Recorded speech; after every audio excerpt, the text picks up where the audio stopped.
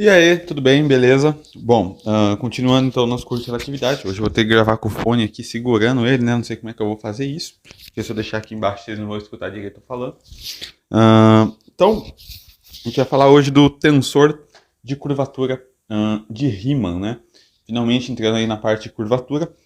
E antes, gostaria de dar uma motivada, né? De por que a gente precisa de mais um tensor? Né? A gente já está com tantos tensores aí, por que a gente vai precisar de mais um tensor?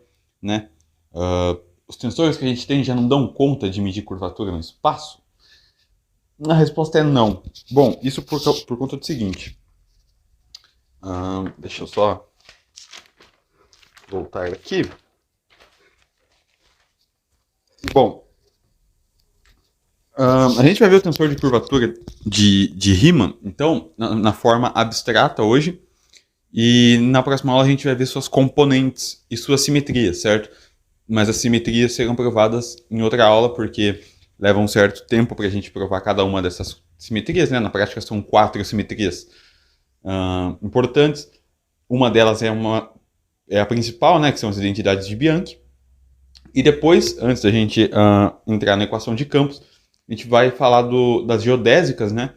Geodésicas não, perdão. Dos vetores de Killing, para o caso global, né? Porque a gente viu para o caso geodésico que, de fato, você tem uma isometria no seu espaço-tempo, né? Dado que a métrica não depende de um certo parâmetro. Enfim, tudo isso que a gente viu nas últimas aulas aí das derivadas de Lie e dos vetores de Killing, tá? Então, bom, vamos começar com o seguinte. Deixa eu deixar isso daqui aqui.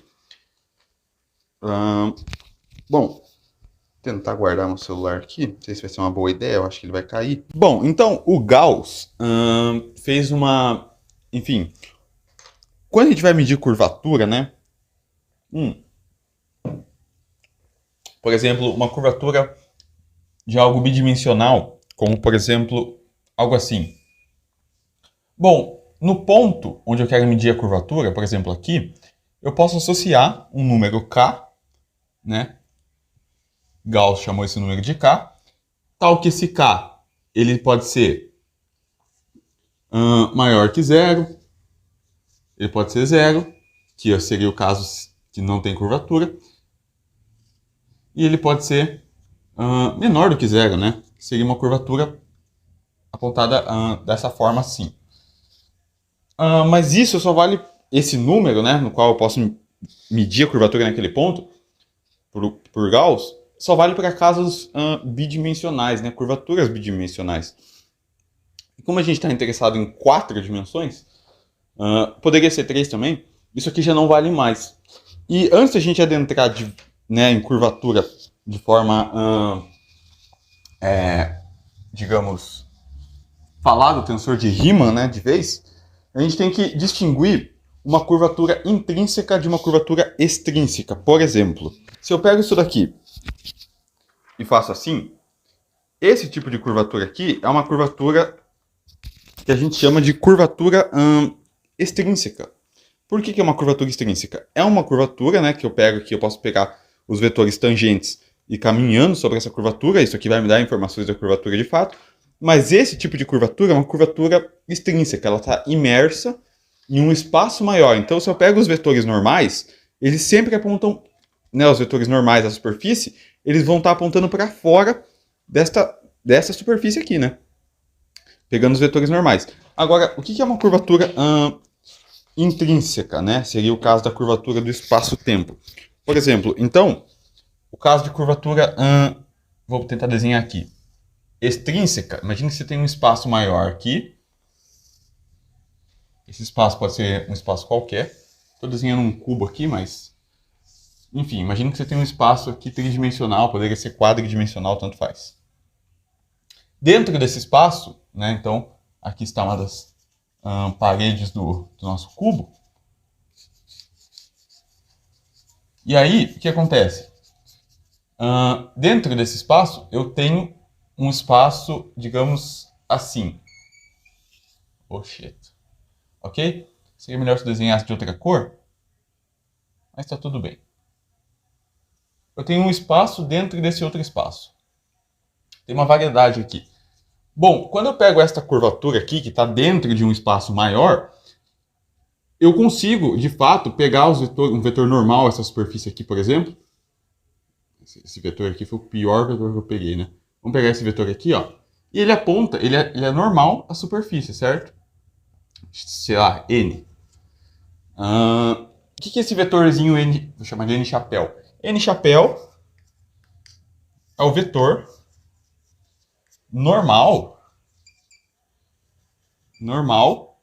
à superfície, sei lá, S. Vamos chamar essa superfície de S. Normal superfície S. Ou seja, ele aponta para fora da superfície, né?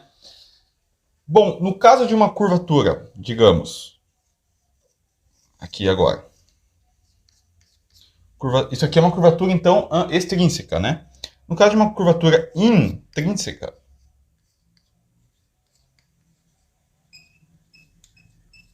o que acontece?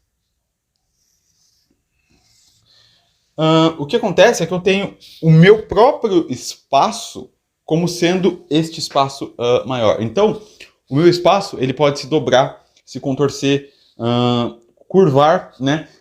Esse cubo aqui seria um espaço maior. Esse cubo, digamos que ele é rígido, tá?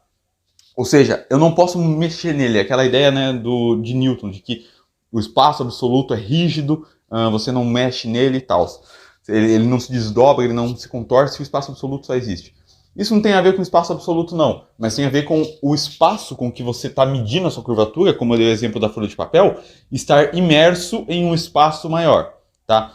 Que, como eu falei, não precisa ser necessariamente um cubo, mas esse espaço maior, quando você coloca uma curvatura, ou tenta medir uma curvatura dentro dele, não é uma curvatura intrínseca que você está medindo, não é a curvatura do espaço, é uma curvatura que está imersa naquele espaço, certo? Igual nesse caso aqui, a gente sabe que o nosso espaço ele é curvo, nosso espaço-tempo.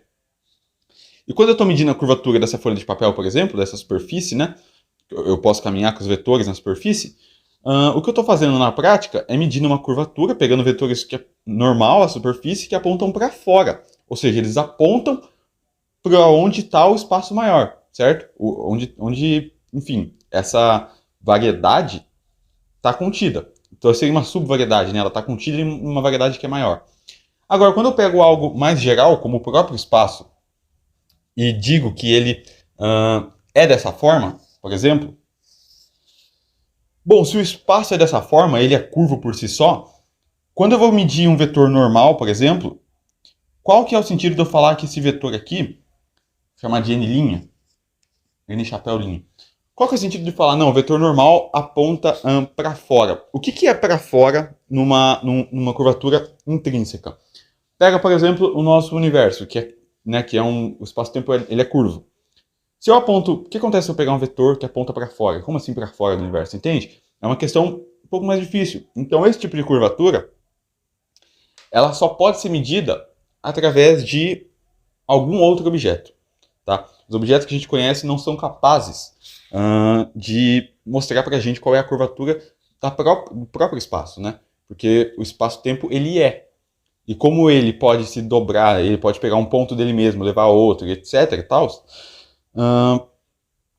Então, a gente precisa de um objeto novo para medir isso. E como a gente já viu em aulas passadas, eu falei para vocês que a melhor forma, né, se vocês se lembram, de medir curvatura é pegar um vetor, que está aqui, por exemplo, chamar ele de W, faz um caminhozinho fechado com ele, infinitesimal, digamos que ele volta, e se ele voltar diferente, por exemplo, assim, então o seu espaço, aqui tem uma curvatura, né? O seu espaço é curvo.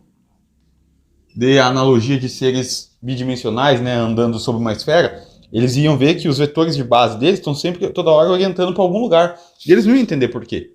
Nós que estamos de fora da esfera, que somos seres tridimensionais, a gente ia falar, não, porque a esfera tem uma superfície curva, etc. E a gente ia ver esses vetores de base mudando, a gente conseguiria compreender o que está acontecendo. Mas para seres que são bidimensionais, estão andando numa esfera, eles não entenderam o que está acontecendo. Eles vão falar, eu sei que tem uma curvatura aqui, agora como isso se dá, eu não sei. Eu sei que meus vetores de base ficam mudando toda hora, toda vez que eu caminho pela esfera. Bom, Agora, nós que somos seres tridimensionais e estamos imersos num espaço quadridimensional que é curvo, né, espaço-tempo, a gente se pergunta, bom, como que eu meço então curvatura se eu não consigo ver a curvatura de fora, né? E aí a ideia é essa, você pega um vetor, faz um caminho infinitesimal com ele, se ele voltar diferente do que ele saiu, você tem uma curvatura ali. Se ele voltar da mesma forma, você está na presença de um espaço plano, tá? Deixa eu só fazer um negócio aqui. E aí, o que acontece? Bom, vamos pegar isso daqui e vamos tentar fazer isso então. Vamos pegar esse vetor e, bom, fazer esse caminho e ver como que ele se dá. E é claro, né, o objeto que vai quantificar essa curvatura é o tensor de Riemann. Por que o tensor de Riemann e não os tensores que a gente já tem até agora? Bom, por um motivo muito simples. Como eu falei, os vetores que a gente tem até agora não dão conta. Por exemplo, os tensores, né, no caso. Você fala, bom, se eu pego a conexão, por exemplo, conexão lambda mini é igual a 1 meio de G lambda, vou colocar aqui alfa, que multiplica del mi G alfa ni mais del ni G mi alfa menos del alfa G mini. Por exemplo, esse cara. Bom, eu sei que esse cara aqui, GAB, que é a métrica, ele tem informações sobre distâncias na variedade, ângulos, e por aí vai. Ele quantifica essas coisas, né? Principais coisas. Porém, então você fala, né? Você olha para isso aqui e você fala, bom, se eu variar, né? Se eu estou tomando uma derivada de G alfa ni com relação à coordenada xmi. Se eu tomar a derivada da métrica com relação a uma coordenada, isso não vai me mostrar que eu tenho uma curvatura no meu espaço? Afinal, eu estou derivando o objeto mais fundamental, que é o cara que contém informações sobre distâncias na minha variedade, sobre ângulos, que é algo extremamente importante. Então, derivando ele, será que eu não consigo identificar a curvatura pelos símbolos de Christoffel? A resposta é não. Por que não? Porque esse cara aqui depende do sistema de coordenadas. Por exemplo, se eu pego no E3, vou pegar no E2, no plano. Eu tenho aqui meu espaço, x e y, meu espaço no meu plano, coordenado por x e y, eu não precisaria colocar a coordenada, mas estou colocando. A métrica que ela independe de uma coordenada. E nesse caso, o nosso GAB é 1, 0, 0 e 1. Né? É x, é y é x, é y é x, é y, né? A gente já viu isso. Então é uma delta, né? Isso aqui seria um delta AB, que é a matriz de identidade, tá tudo certo.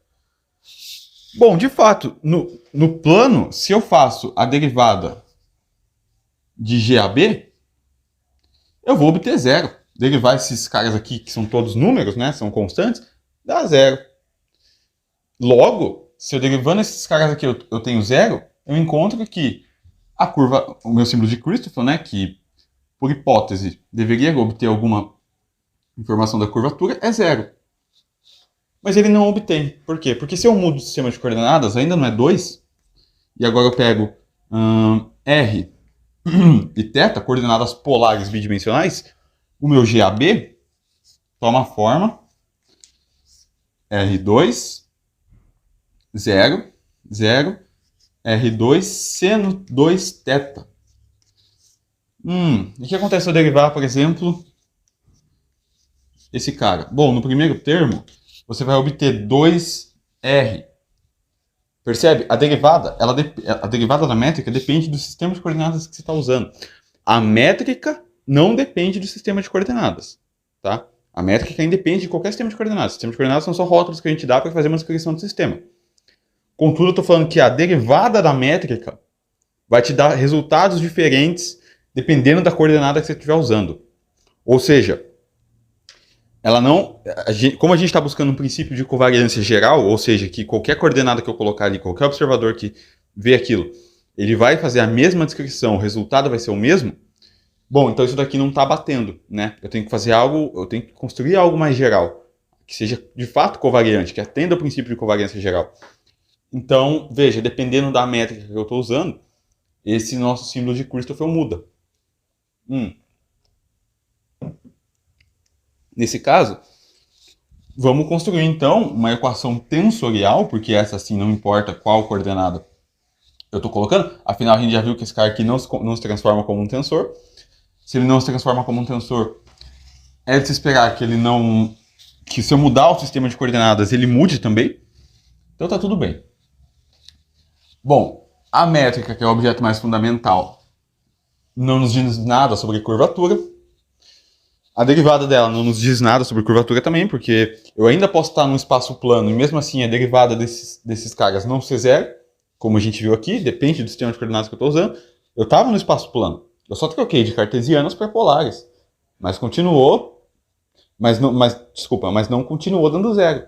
Deu outro resultado diferente de zero. Tá?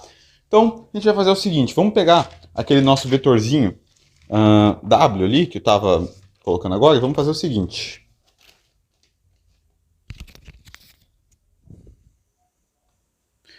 Bom, o nome, né, correto para isso seria holonomia, né? É o caso holônomo que a gente está vendo aqui. O que seria isso? Holonomia seria esse testezinho que a gente faz com o vetor, né, de forma bem grosso modo, né? Seria esse teste que a gente realiza com o vetor para ver se o espaço é curvo ou não, né? Então eu vou fazer o seguinte, eu vou pegar aqui um paralelogramo. Bom, deixa eu apagar isso daqui, que a gente não vai precisar mais, eu vou começar daqui. Vamos pegar e vamos fazer o seguinte. Eu vou formar um paralelogramo aqui com um vetor V e um vetor U, pode ser? Não está um paralelogramo perfeitinho, mas imagine que esteja. Então aqui, ó, está o meu vetor, perdão. O meu vetor eu chamei aqui de V. V. Nessa direção é a direção V. Essa direção aqui é a direção que eu estou chamando de U. E eu tenho um vetor aqui, deixa eu desenhar de outra cor.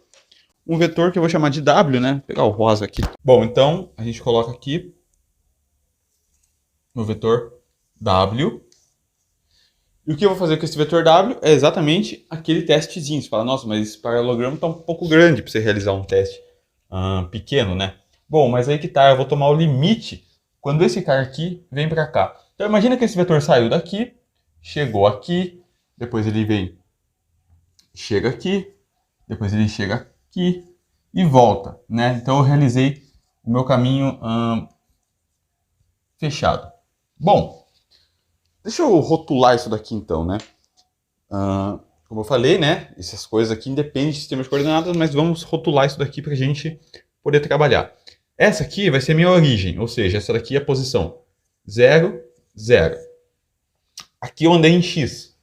Se eu andei em x, eu andei x, mas não andei em y. Então aqui é x0, né? Essa posição aqui.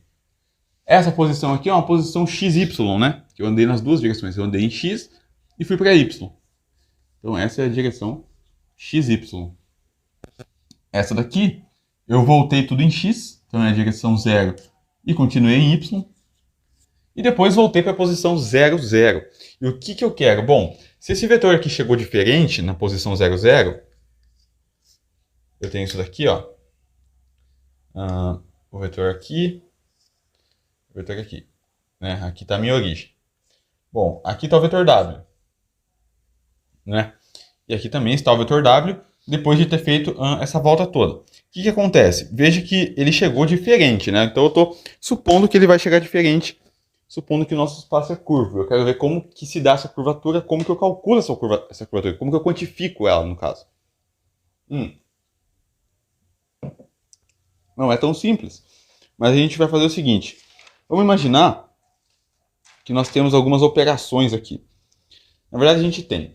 Eu vou falar que o vetor que leva o vetor W do ponto 0, 0 para o ponto x, 0 é uma matriz A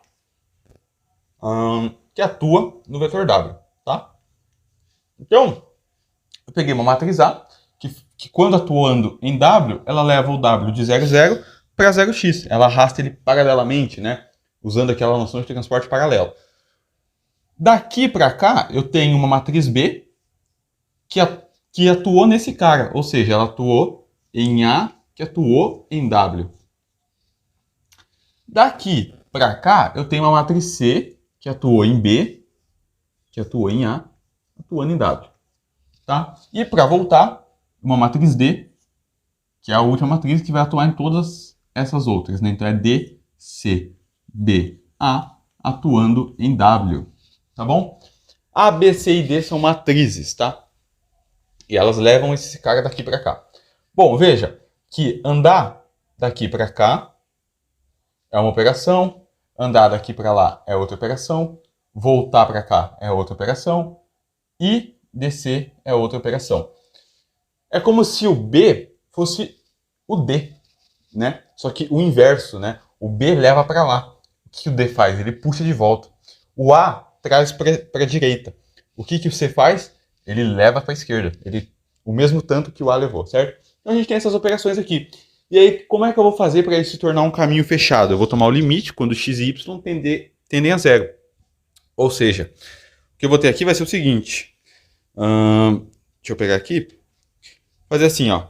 É claro, antes de tudo, né? Se a atuação, se eu fizer isso daqui, ó. W menos se W, que é o vetor de teste, menos todas essas atuações aqui das matrizes DC, BA, atuando em W, forem igual a zero, o meu espaço é claramente plano. Por quê? Porque significa que eu estou pegando o vetor de teste W, menos todas as as matrizes que atuaram nele, e isso aqui está dando zero. Significa que ele teria voltado para o mesmo lugar, né? Apontando para a mesma direção sem mudar nada. Como isso não... Então isso aqui seria o caso de um espaço plano, né? Eu saí com o vetor, fiz um caminho com ele, e ele chegou da mesma forma. Então, eu estou na presença de um espaço plano. Como isso daqui eu não quero que aconteça, isso aqui é o caso trivial, eu vou querer, então, descobrir como exatamente eu quantifico essa diferença, né? Essa curvatura. E aí, para isso, eu vou fazer o limite quando x e y vão a zero, do que? De W, que é o nosso vetor de teste, menos dc BA atuando em W, sobre XY. Eu vou reescrever isso de uma forma um pouco melhor. Vai ser o seguinte: o limite, quando x e y tendem ao ponto 0, 0, que seria o caminhozinho fechado, né? De 1 sobre xy, que multiplica W, menos dc BA, atuando em W. Tá legal? Bom, o que eu vou fazer aqui? Eu vou multiplicar... Eu estou supondo que as matrizes elas possuem inversa, tá? Estou considerando esse fato já. Eu vou multiplicar toda a equação aqui por C a menos 1 vezes C, ou seja, estou mudando nada, e D a menos 1 vezes D, né? Nesse termo aqui, pode ser? Deixa eu ver se é isso mesmo que eu fiz. Então, isso daqui vai ficar o seguinte, ó. Esse cargo eu já vou chamar de R ao longo de U de V e U, né? De V e U atuando em W. Porque na prática, o que acontece? O caminho com que eu levo é ao longo de U e V, perdão, né? Porque eu fui para cá primeiro. Ao longo de U e V atuando em W é o que a gente está chamando então do tensor de Riemann. Por enquanto, na sua forma abstrata, né? Como eu falei, as componentes dele, as 4 componentes, a gente vai ver na próxima aula. O limite quando x e y vão a zero de... Ok? Então eu estou fazendo 1. Fazer assim, ó. 1 sobre xy. Aí eu multipliquei por c vezes c a menos 1. D a menos 1. W menos o cara que já tinha aqui, né? Vou continuar aqui embaixo. Menos DCBA atuando em W. Tudo bem? Vou fechar aqui, né? Foi isso daí, então, que eu fiz, ok? Bom, deixa eu trocar essa camisa aqui, porque eu não aguento mais ficar segurando esse microfone. Ah, rapaz, agora sim estamos apropriados, né? Então o cara quer gravar de pijama, meu. É aquela coisa, né, galera? Quem sabe faz ao vivo. Não, tô brincando. Bom, o que eu fiz aqui então? Deixa eu ver. Agora não preciso segurar mais meu microfone. Ah tá, eu multipliquei por C. C é menos 1, D é menos 1. Não mudei nada, né? Tô assumindo que essas matrizes aqui elas possuem inverso. Na prática possuem, né? Porque a operação de ir e a operação de voltar seria a mesma coisa. Seria o inverso, no caso. Bom, ok. O que eu tenho aqui, então? Eu tenho o seguinte, vamos fatorar as matrizes D e C, tá bom? Então eu tenho aqui o meu R ao longo de U e V atuando em W. U e V são os vetores que formam o paralelogramo, tá? É igual ao limite, quando x e y vão a zero, de 1 sobre 1 sobre xy, 1 sobre xy, fatorei d e c. Isso aqui vai multiplicar, então, c a menos 1, d a menos 1. Né? C a menos 1, d a menos 1. Atuando em w, menos, vou colocar aqui, ó, menos, fatorei d e c, ba, atuando em w. Tudo bem? Isso aqui é o que eu tenho, né? Distribua, você vai chegar na mesma coisa. E aí, se a gente olhar para o cara que está dentro do parênteses aqui, ó, vou pegar ele aqui, ó. O termo C a menos 1, D a menos 1, atuando em W, menos BA, atuando em W, eu posso, que é o cara que está dentro do parênteses. Eu posso escrever ele de uma forma um pouco diferente, vai parecer idiotice agora, mas vai ajudar bastante a gente. Eu posso escrever ele assim, ó. Ver se vocês concordam. C a menos 1, D a menos 1. Vou copiar o primeiro termo, atuando em W. Aí aqui o que eu vou fazer? Eu vou somar. Não, eu vou somar e subtrair a mesma coisa. Eu vou subtrair C a menos 1 atuando em W. E vou somar C a menos... C a menos 1 atuando em W, né? Tem que somar duas coisas iguais. Então, veja, eu copiei esse primeiro cara, aqui está ele. Somei C a menos 1 atuando em W e subtraí C a menos 1 atuando em W. Então eu fiz a mesma operação, tá? De forma que isso não muda. Beleza. Menos aqui, ó, menos W. E esse menos W, perdão. Esse menos W já vai ser corrigido, porque, bom, o primeiro termo vai ser isso. Aí que eu vou colocar menos. Agora, para esse cara, eu vou colocar copiar, né? B, A atuando em W. Menos B atuando em W. Mais B atuando em W. Veja que, de novo, fiz a mesma coisa aqui. Subtraí, multipliquei.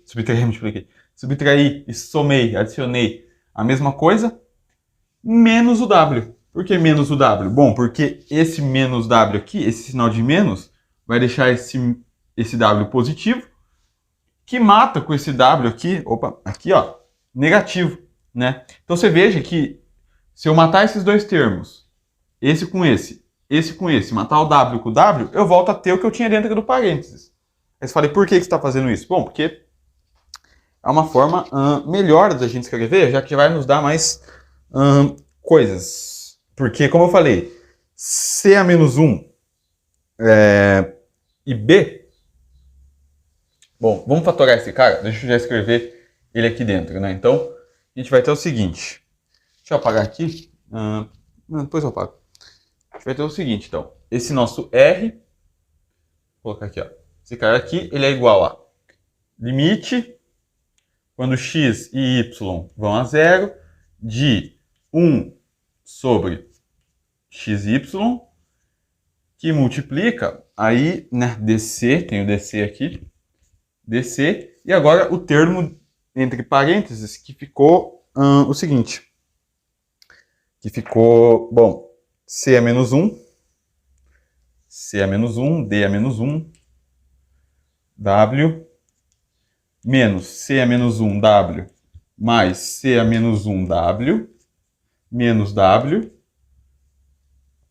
menos b, a, atuando em w, menos b, atuando em w, mais b, atuando em w, menos w, né? Ficou tudo esse cara aí, né? Abri um aqui, tem que fechar um colchete aqui.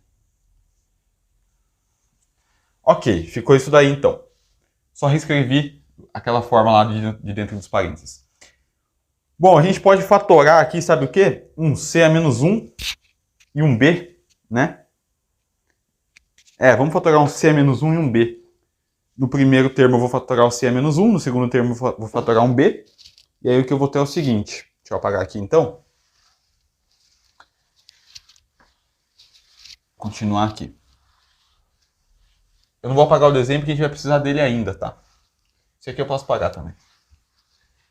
Enfim. Bom, vamos fatorar então o c nesse primeiro termo e o b nesse segundo termo. Bom, então, vou reescrever aqui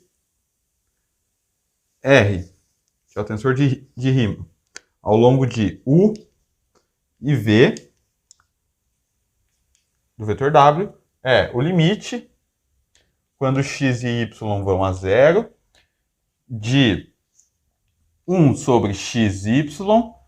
Aí eu vou fatorar um c a menos 1, né? Se eu vou fatorar um c a menos 1, isso aqui fica 1 sobre... 1 sobre... Posso colocar ele fora, né? 1 sobre xy. Abrir esse cara aqui. Fatorei c a menos 1. Então aqui a gente tem c a menos 1. C a menos 1, D a menos 1. Que multiplica, né? Nesse caso aqui, D a menos 1. Ok. D a menos 1. W. Menos W. Menos W. Porque eu fatorei esse cara. Mais W. Né? Então você percebe que esse cara, na verdade, se é menos 1 fatorei, menos W com menos... Esse menos W com esse mais W vai morrer. Vai ficar só um menos W sozinho lá no final, né? Menos W. Bom, então o primeiro termo ficou isso daqui, né? Mais. É isso, né? Mais C a menos 1. C a menos 1.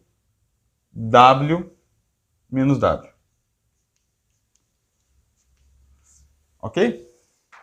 C a menos 1, W menos W. Beleza. Só ver se eu não estou cometendo nenhum erro aqui. Opa, olha o adendo aí. Então, na verdade, essa parte eu errei sim, mas foi um errinho de nada só por falta de atenção mesmo. Nada que vai mudar a expressão. Tudo que eu estou fazendo aí é pro termo que está dentro do parênteses, tudo bem? E não dentro do limite, tá? Eu estou analisando só as coisas dentro do parênteses. O limite, a gente vai voltar a falar dele depois. Mas é só isso mesmo. Nenhum errinho, nenhum erro, né? Grave, ok? Valeu. Tá, tudo bem.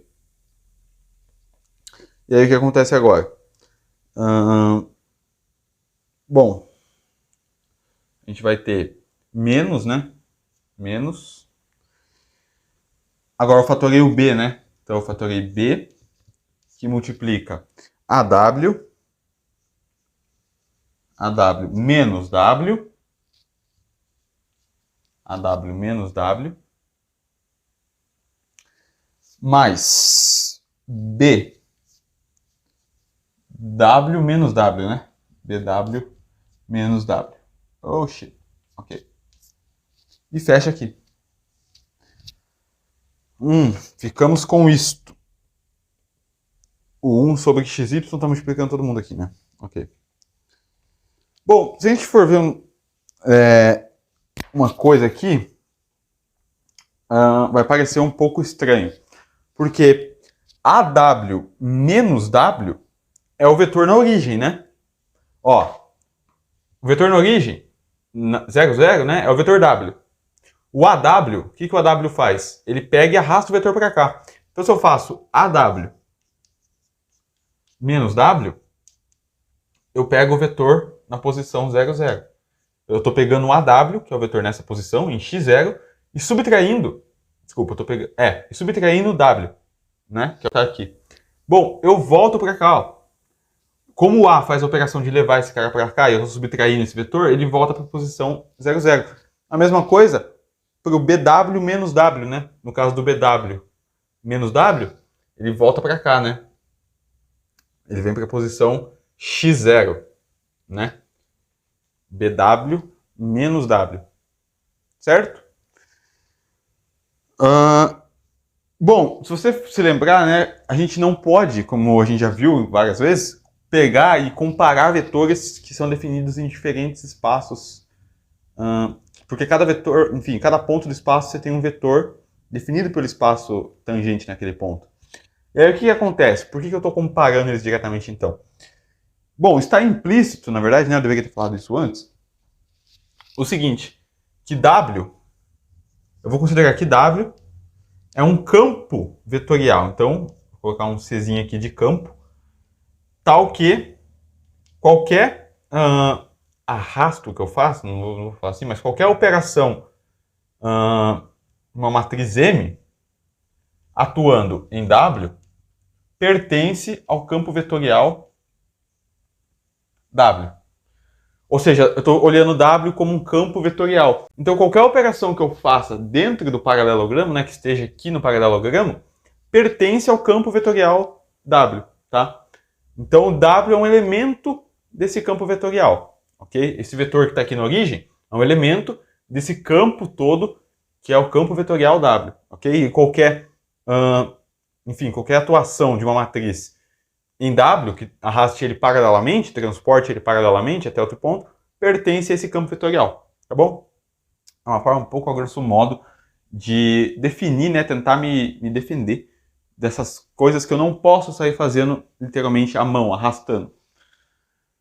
Então a gente está considerando essas matrizes, ou operadores, né, como você quiser chamar, não é operador, mas sim matrizes, que transportam os vetores. Eles funcionam como operadores na prática. Qualquer operador que eu atuo nesse cara aqui, ele vai me retornar um elemento, um vetor, no caso, que está dentro desse campo vetorial, tá bom? É isso que é o mais importante. E agora, como esse arrasto é um arrasto pequeno, né, porque eu estou tomando o limite de x, y tendendo a zero, ok. O que acontece? As equações AW e BW fazem o quê? Então, pra gente. Bom, eu vou distribuir esse cara aqui. Deixa eu apagar aqui por enquanto, então. Apagar aqui em cima que a gente já viu. E eu vou distribuir aquele xy ali, a gente está tomando limite, dentro desse parênteses aí, né? Então a gente vai ter o seguinte aqui, ó. O tensor R, na sua forma abstrata, ao longo de U e V, atuando em W, é igual a... Vamos lá. Vai ficar... Eu tenho isso daqui, né? Isso aqui vai ficar o seguinte, ó. C. Vamos lá. Isso aqui é o limite, né? Quando... eu não vou nem colocar limite mais, eu só vou substituir, ó. Vocês vão ver o porquê. Vou colocar assim, ó. Bom, x e y vai entrar aqui. Eu vou colocar o x dividindo c, como está multiplicando, né? Isso aqui é c a menos 1 sobre x, vezes d a menos 1, d a menos 1, atuando em w, menos w, dividido por y, né? Um está multiplicando o outro. Ok. Mais, vou colocar aqui embaixo, mais... aqui é a mesma coisa, né? Aí aqui eu vou colocar assim, ó. Como esse cara aqui está sozinho, vou colocar 1 sobre x, que multiplica c a menos 1, 1 sobre y, perdão. A ordem não importa, né? 1 sobre y, c a menos 1, que multiplica W menos W sobre Y. Vou deixar desse jeito, pode ser? Menos, agora tem esse outro termo aqui, que é o termo de baixo, né? Então, para esse cara aqui está resolvido. Distribuir o x e o y. Então, menos, agora eu vou abrir aqui, para o b. B sobre x,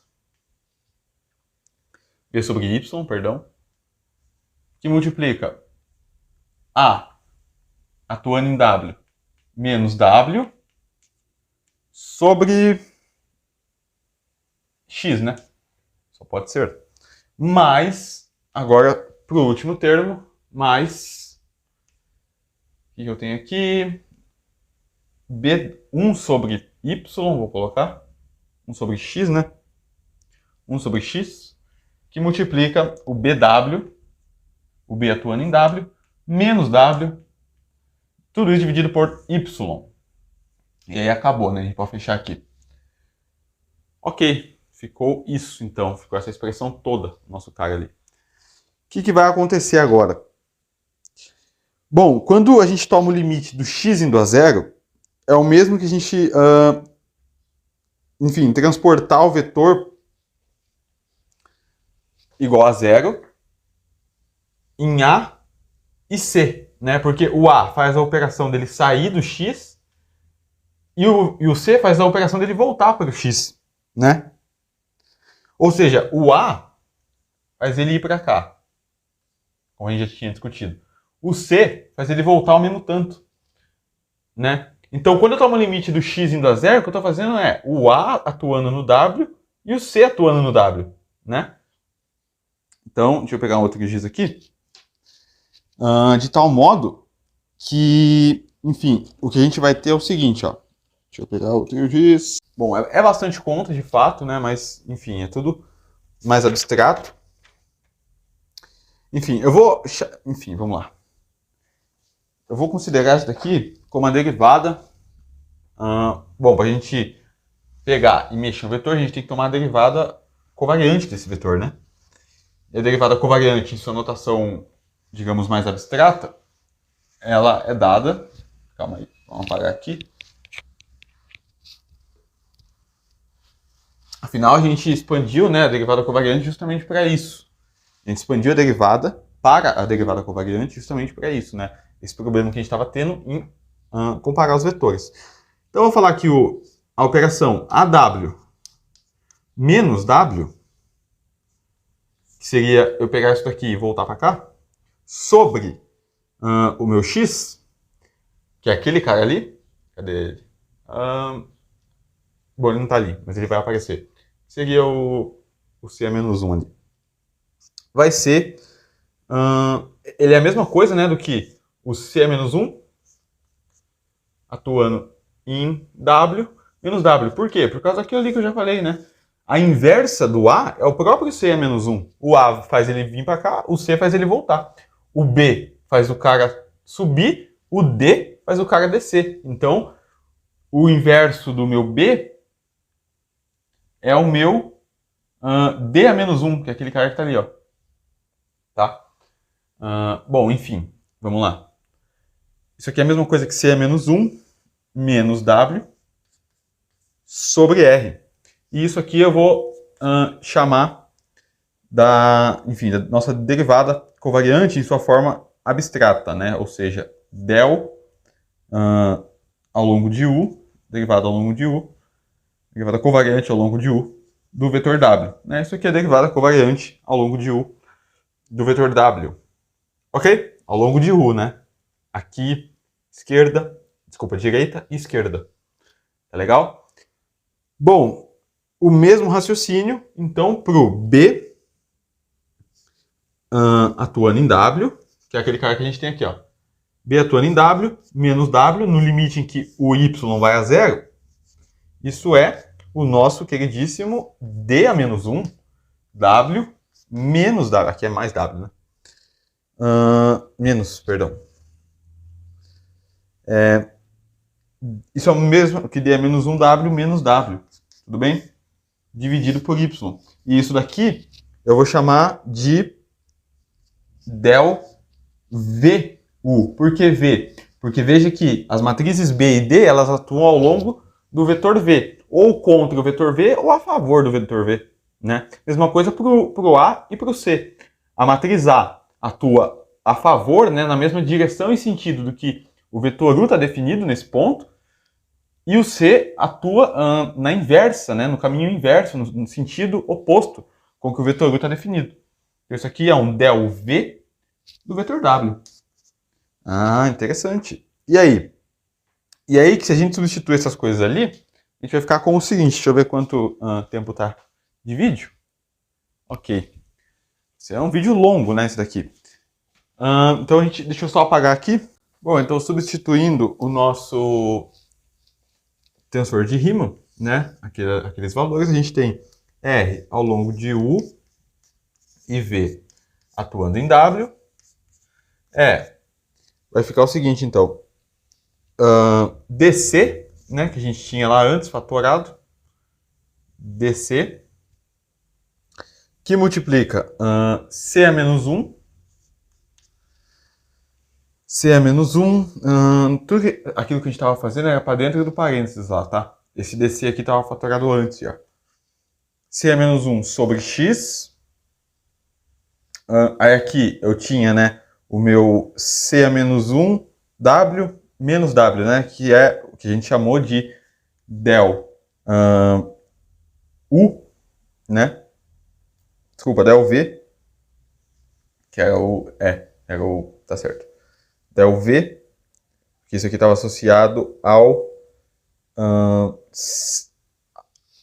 longo de V é o B, né? É o D, tá certo? Del V, W.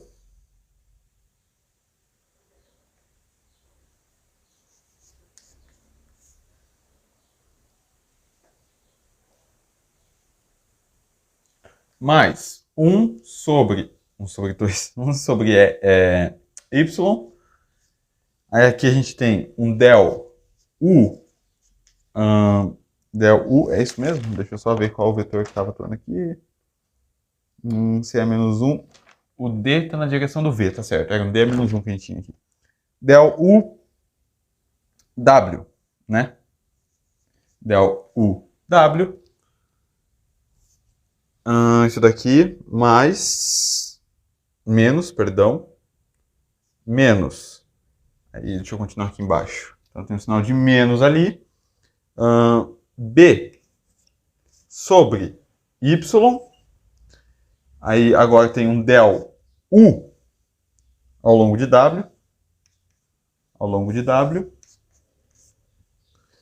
Mais o último termo, que é 1 sobre X del V W.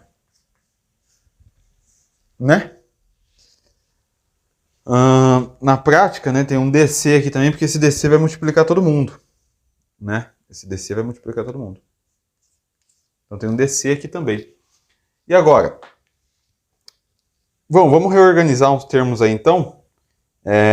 Eu vou fazer o seguinte, ó. Vamos escrever isso daqui assim, ó. R. Vou colocar só igual, vai. Isso daqui é igual a DC, que multiplica C a menos 1. Quem que tem o X multiplicando? Esse cara aqui, né? Então eu vou juntar esse com esse. Tem um sinal de menos aqui. Então eu tenho aqui, ó, um C a menos 1. Del V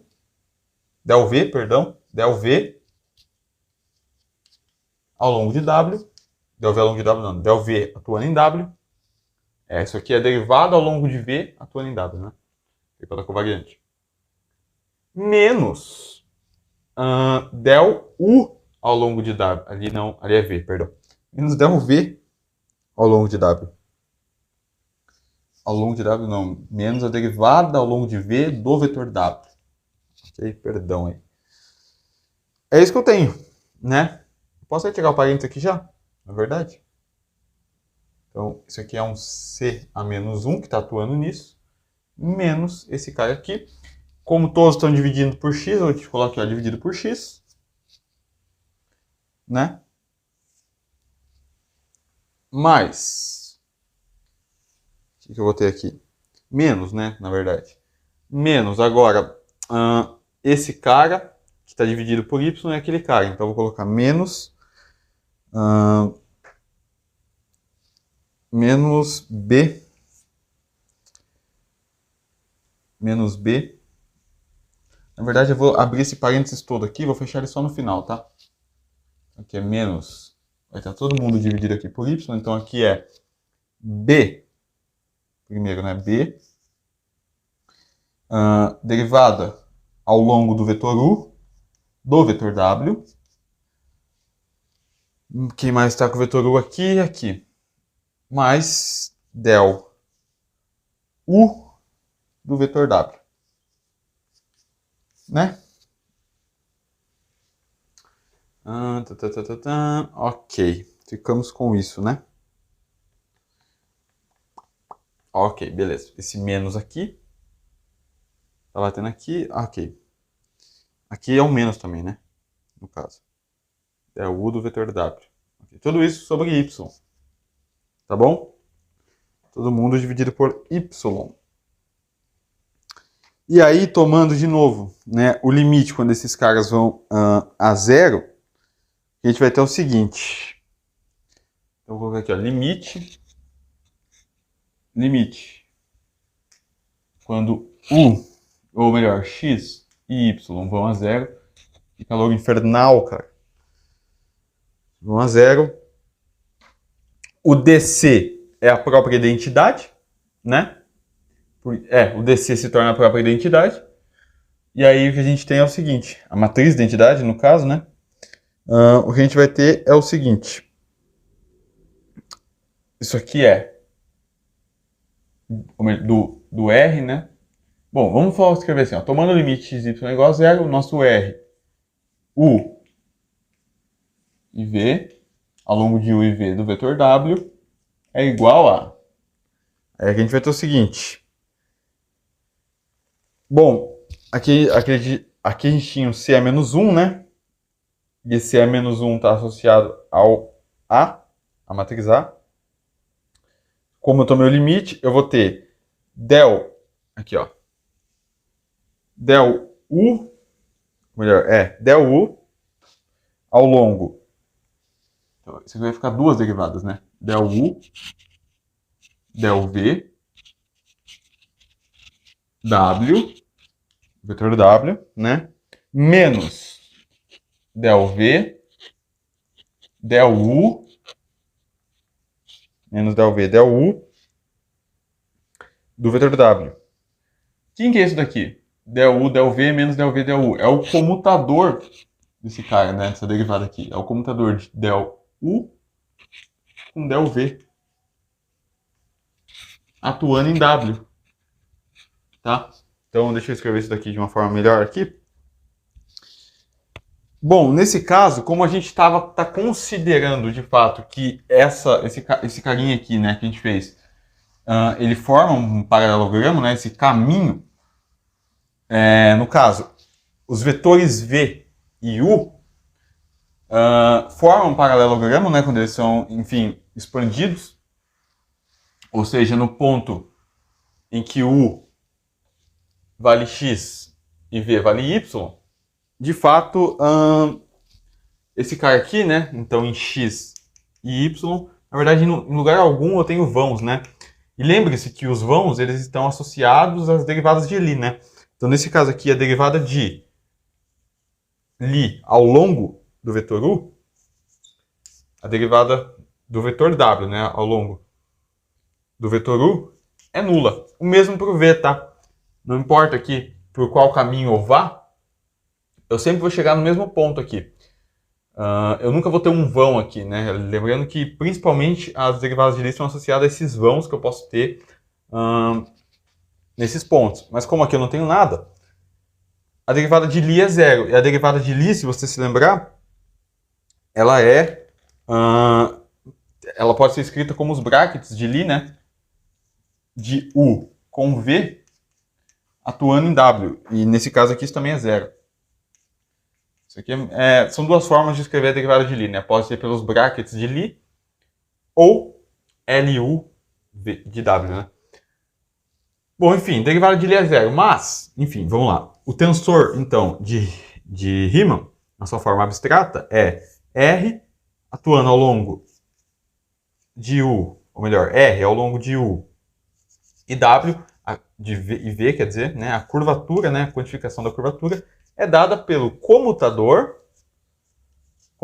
das derivadas ao longo de U e V, ou seja, é del V, del U, menos del U, del V, tudo isso atuando em W. Bom, isso daqui, né, é a mesma coisa que, vou colocar ali, ó, del U, del V atuando em W, menos del V, del U atuando em W. Se eu quisesse generalizar isso daqui um pouco mais, eu teria que colocar a derivada de Lie ali.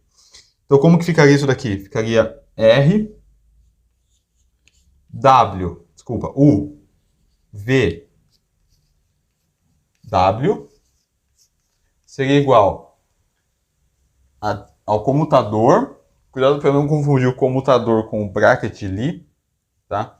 Então, seria o comutador de del U, del V. Eu não vou nem colocar o bracket de Lie, vou colocar menos a derivada com essa notação aqui. Menos a derivada de Lie ao longo desse cara, tá?